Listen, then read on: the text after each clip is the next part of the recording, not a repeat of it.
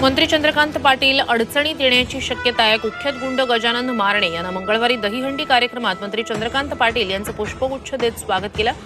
सत्काराचा हा video viral झाला. याआधी पार्थ पवार, निलेश लंके यांनी गजा मारण्याची भेट घेतल्यानं मोठी टीका झाली होती. त्यामुळे आता चंद्रकांत पाटीलही अडचणीत येण्याची शक्यता आहे.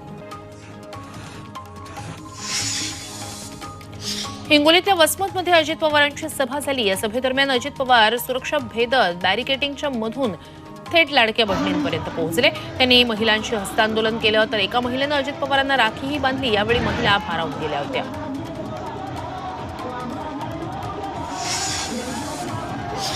नागपूर खंडपीठानं काँग्रेस नेते सुनील केदार यांना दिलासा दिलाय. सहकार खात्याला येत्या सोमवारी म्हणजे 2 सप्टेंबरला मौखिक सुनावणी घेण्याचे आदेश दिलेत.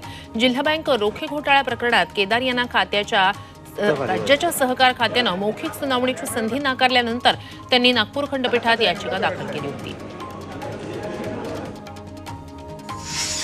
मनसे अध्यक्ष राज ठाकरे यांनी बदलापूरला भेट दिली आहे. यावेळी त्यांनी पालक आणि बदलापूर आंदोलकांसोबत चर्चा केली. त्यांनी पालकांचं म्हणणं ऐकून घेतलंय. तसंच रेल्वे पोलीस आयुक्त रवींद्र शिसपे यांच्याशी फोनवरून चर्चा केली आहे. बदलापुरातील चिमुकलीवरील अत्याचार प्रकरणातील आरोपी नराधम अक्षय शिंदे विरोधात आणखी एक गुन्हा दाखल करण्यात आलेला आहे. शाळेतील आणखी एका चिमुकलीवर अक्षय शिंदेनं अत्याचार केल्याचं समोर आलंय. या प्रकरणात राज्य सरकारनं नेमलेल्या SIT कडून नराधम अक्षय शिंदे विरोधात गुन्हा दाखल करण्यात आलाय. निर्भयापासून ते बदलापूरपर्यंतच्या या 10 वर्षातील महिलांवरील घटनांमध्ये क्रूरता वाढली असं आमदार पंकजा मुंडे यांनी म्हटलंय. तसंच असे गुन्हे करणाऱ्या गुन्हेगारांना भर चौकात शिक्षा दिली पाहिजे असंही मागणीही त्यांनी केली आहे. घटनेतील क्रूरता आणि शिक्षेवर लक्ष देण्याची गरज असल्याचंही त्या म्हणाल्या. मुंबईच्या पश्चिम विभागात उद्या पाणी पुरवठा बंद राहणार आहे. मुख्य जलवाहिनीच्या दुरुस्तीचं काम हाती घेण्याचा निर्णय महापालिकेनं घेतलाय. त्यामुळे वांद्रे पश्चिमेकडील काही भाग, खारदांडा, कोळीवाडा, खार परिसरात पाणी पुरवठा बंद राहणार आहे. पालघरमध्ये 30 ऑगस्टला पंतप्रधान नरेंद्र मोदी पालघर दौऱ्यावर येणार आहेत. त्यामुळे मुंबई अहमदाबाद राष्ट्रीय महामार्गावरून अवजड वाहनांना बंदी घालण्यात आली. रात्री 1 वाजल्यापासून संध्याकाळी 8 वाजेपर्यंत ही बंदी असेल. दरम्यान अत्यावश्यक सेवा पुरवणारी वाहनं, बसेस आणि खासगी वाहतूक सेवा सुरू असणार आहे.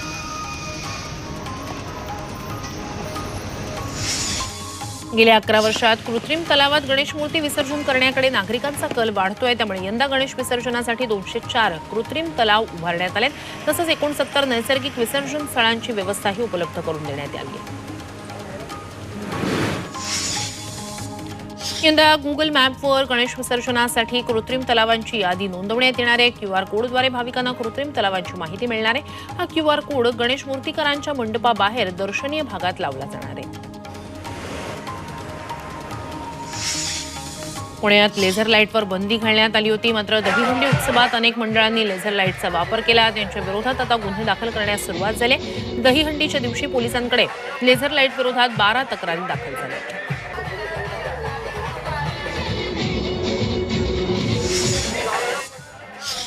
गडचिरोलीतील जाजावंडीच्या जिल्हा परिषद प्राथमिक शाळेचे शिक्षक मंतय्या बेडके यांना राष्ट्रीय शिक्षक पुरस्कार जाहीर करण्यात आलाय.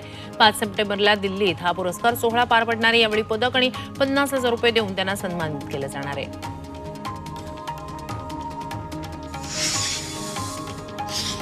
अहमदनगरमधील प्रमुख राष्ट्रीय महामार्गाची दुरवस्था झाली आहे. गेल्या 15 वर्षापासून या रस्त्याचं काम पूर्ण होत नाहीये. 1 महिन्यापूर्वीच बनवलेला अर्धा महामार्ग पहिल्याच पावसात उखडला. वाहन चालकांना त्यामुळे मोठा त्रास सहन करावा लागतोय.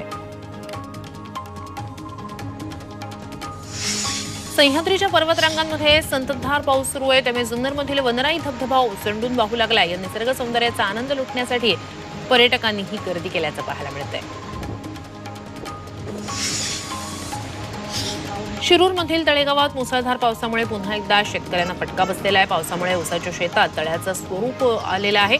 ऊस शेतीला याचा मोठा फटका बसतोय. त्यामुळे ऊसाचं पीक धोक्यात आलेलं आहे. शेतकऱ्यांचं मोठ्या प्रमाणात नुकसान होण्याची भीती आहे. सांगलीत पवनचक्कीग्रस्त शेतकऱ्यांनी जिल्हाधिकारी कार्यालयावर मोर्चा काढत आंदोलन केलं. स्वाभिमानी शेतकरी संघटनेच्या नेतृत्वाखाली शेतकऱ्यांकडून हे आंदोलन करण्यात आलं. पवनचक्की कंपन्यांकडून नियमानुसार त्यांच्या मुलांच्या नावे वारसा हक्कानं जमिनी नोंद झाल्या पाहिजे अशी मागणी त्यांनी यावेळी केली आहे.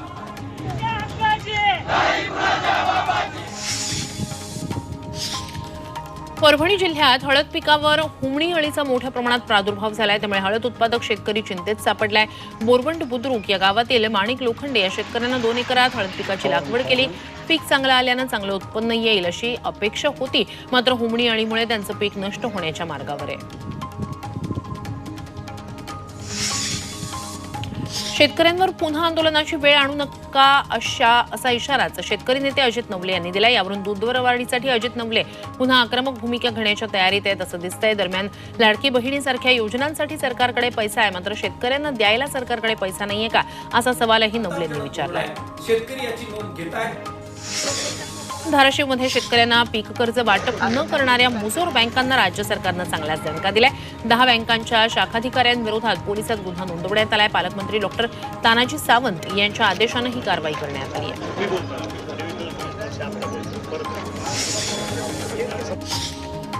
पंढरपूरमधील श्री विठ्ठल रुक्मिणीच्या पूजेसाठी आता भाविकांना संगणक प्रणालीद्वारे थेट नोंदणी करता येणार आहे. 1 ऑक्टोबरपासून या सुविधेचा लाभ मिळणार आहे. नित्यपूजा, पाद्यपूजा, तुळशीपूजा, चंदनउटी पूजा अशा पूजा भाविकांना या प्रणालीवर उपलब्ध करून देण्यात येतील.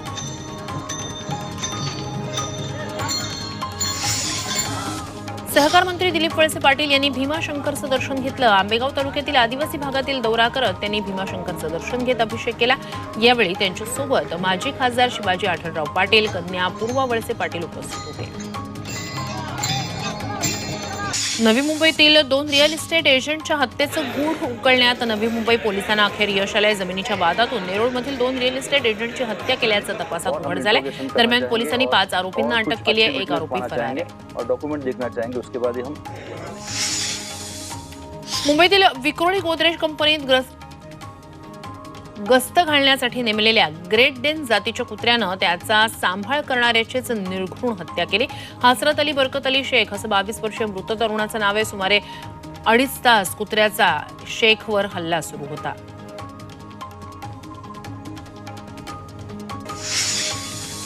नागपूर हैदराबाद या राष्ट्रीय महामार्गावर दहेगाव जवळ हिंदुस्थान पेट्रोलियमच्या गॅस टँकरमधून गॅसची चोरी होतीये. झी 24 तासच्या प्रतिनिधींनी ही गॅस चोरी उजेडात आणली. रोज 200हून अधिक व्यावसायिक टँकरमधील गॅस सिलेंडरमध्ये भरला जातोय. या प्रकरणी 2 आरोपींवर गुन्हा दाखल करण्यात आलाय. अकोला जिल्ह्यातील अकोटमधील पोपटखेड गावात एका पोतडीत विस्फोटक अर्थात डायनामाइट सदृश वस्तू आढळलेली आहे. त्यामुळे संपूर्ण परिसरात एकच खळबळ उडाली. पोस्ट ऑफिस जवळ हे विस्फोटक आढळून आलेत. या प्रकरणी अकोट ग्रामीण पोलिसांनी तपास सुरू केला.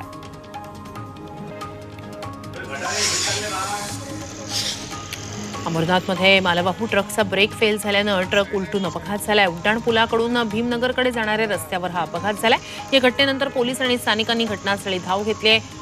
सुदैवाने या अपघातात कोणतीही जीवितहानी झाली नाहीये. शेतकऱ्यांच्या विविध मागण्यांसाठी काँग्रेस पक्षाच्या वतीनं चंद्रपूरच्या चिमूर तहसील कार्यालयावर आक्रोश मोर्चा काढण्यात आला.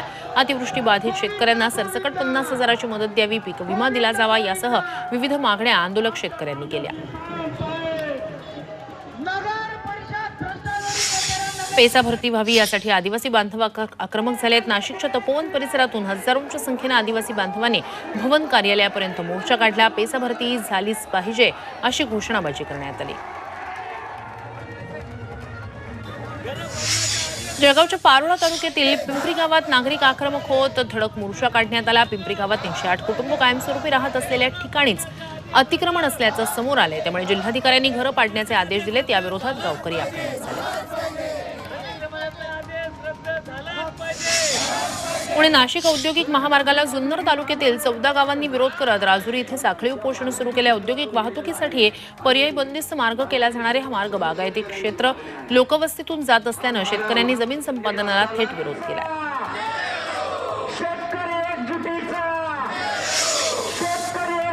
धाराशिव इथे हिंदू रौद्र मोर्चा काढण्यात आला. बांगलादेशातील हिंदूंच्या भीषण परिस्थितीबद्दल भारतीयांच्या मनात असलेला असंतोष संघटित करून त्याला रस्त्यावर उतरवण्याचं आवाहन करण्यात आलं होतं. यावेळी जिल्हाधिकाऱ्यांना निवेदन देण्यात आलं.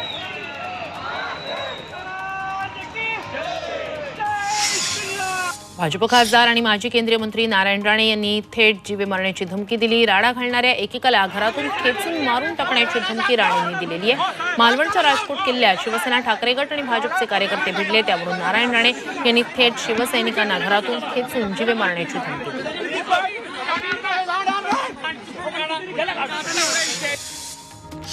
जीवे मारण्याची धमकी दिल्यावरून माजी केंद्रीय मंत्री नारायण राणे यांच्या अडचणी वाढण्याची शक्यता आहे. दरम्यान राणे धमकी देतील असं वाटत नाही अशी प्रतिक्रिया यावर फडणवीसांनी दिली. तर राणेंनी दिलेली धमकी म्हणजे राज्यात गुंडशक्ती पोषणारं सरकार आहे अशी टीका ठाकरे पक्षाच्या उपनेत्या सुषमा अंधारे यांनी केली.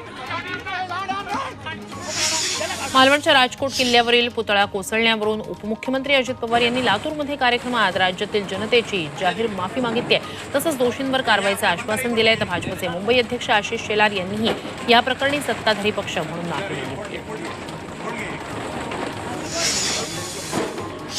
मालवण पुतळा घटनेवरून महायुतीतील घटक पक्षानं वेगळी भूमिका घेतल्याचं पाहायला मिळतंय. पुतळा प्रकरणावरून राष्ट्रवादी काँग्रेस अजित पवार पक्ष नाराज असल्याची सूत्रांची माहिती आहे. ठाण्यात सकाळी 11 वाजता तलावपाळ इथल्या छत्रपती शिवाजी महाराज पुतळ्यासमोर मूक आंदोलन केलं जाणार आहे.